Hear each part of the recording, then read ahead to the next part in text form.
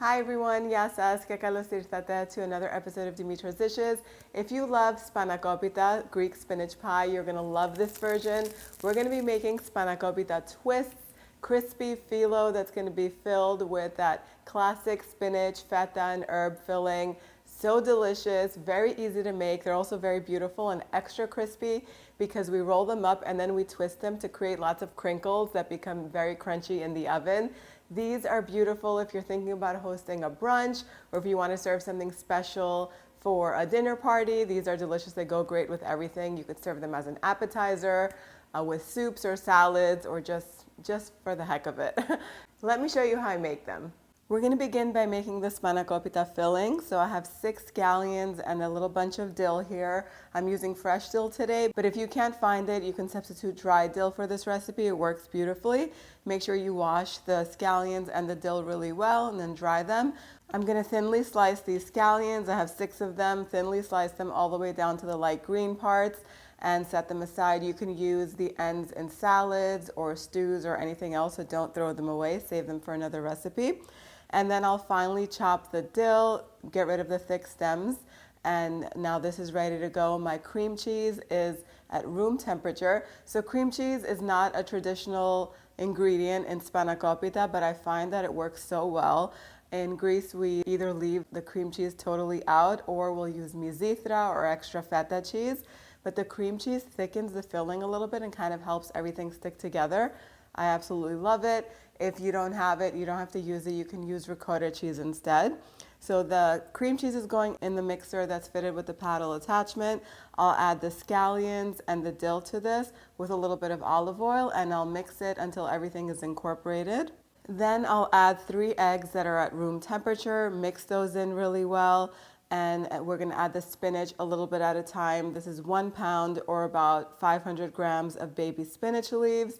These are not chopped or anything like that. They're just going straight into the mixer a little bit at a time. Halfway through, you can season everything with a little bit of salt and freshly cracked black pepper, about half a teaspoon of salt and 1 teaspoon of freshly cracked black pepper. Mix everything all together. Once the spinach has been incorporated, we're going to add a big chunk of feta cheese, about 1 pound of feta cheese, and you want to use the chunk and just crumble it in with your hands. If you're buying crumbled feta, please don't. It's terrible. It's super briny, super salty, and very bad quality. Just crumble it in yourself. Once it's incorporated, that's it. The filling is ready. Now we're going to assemble our twists. So I have a pound of number 4 phyllo pastry here. Phyllo is sold in the freezer section of the supermarket or your specialty food store. I'm using number 4. That's the one that's generally used for baklava. It's the thinner sheets of phyllo. Make sure that you thaw it out in the refrigerator overnight and then leave it out on your counter for about an hour or 2 until you're ready to use it. So that way it's very easy to use. So we're going to take 1 layer at a time and drizzle some butter onto it and brush it very lightly. And then layer 1 more layer of phyllo on top, so 2 layers per twist.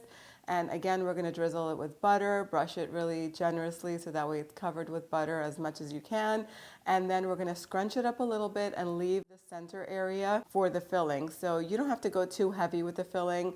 This amount is pretty good. You can add a little less if you want. I like them a little bit more hearty and full. So we'll add the filling to it, cover it up with the phyllo, and then carefully twist it.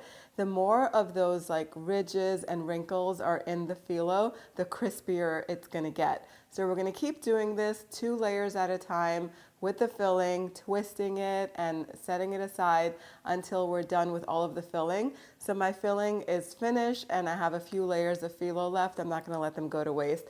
If I put these in the fridge, I'm never going to use them and they're going to dry up. So I might as well just take some of the spirals and just wrap them with 1 more layer. Just butter each layer up and then just wrap 2 or 3 spirals is what I need. That's how many phyllo sheets I have left. And then these are going to go on a baking tray. If you're baking all of them, you can put them all on the baking tray and brush them generously with melted butter. Or the ones that you're not going to use, you can put them on another baking sheet and freeze them. Once they're frozen solid, you could either transfer them to a freezer safe container or bag.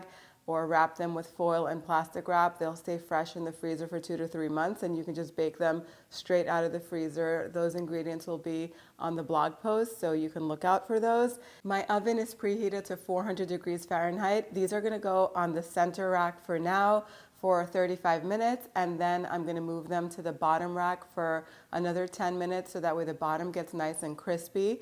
And in about 45 minutes, they're gonna come out of the oven. They're gonna be beautifully golden and crispy on the outside, and the filling is gonna be so juicy and delicious, and they'll be ready to serve. And there you have it. The Spanakopita twists are ready. They're beautifully golden all around. I did finish them off on the bottom rack of the oven, just so that way they could get really crispy on the bottom too. Listen to how crispy these are. Just look at how juicy that filling is. I love this version of Spanakopita. This is my mother's recipe where she doesn't pre-cook the filling, and that leaves you with a very fresh tasting, juicy Spanakopita filling that you guys are gonna love. The exact measurements are on the website, dimitrasdishes.com. Let me know if you give this a try in the comment section down below. Thank you so much for spending time with me today. I'll see you all next time. Yes,